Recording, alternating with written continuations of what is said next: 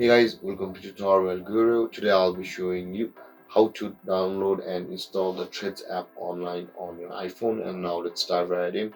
Now to download and install the Threads app on your iPhone, first open up the App Store on your phone.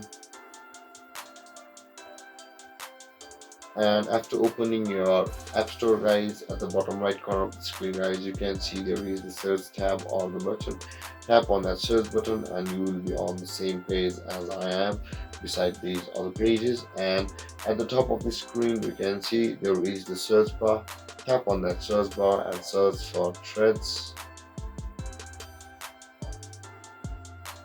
And after that, guys, you can see the Thread and Instagram app available at the top of the list.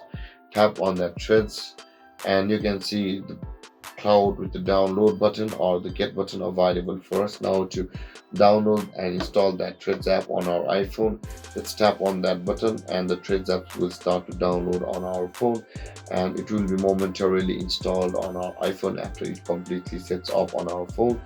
And after that, you will be required to log into your Threads app with an Instagram account.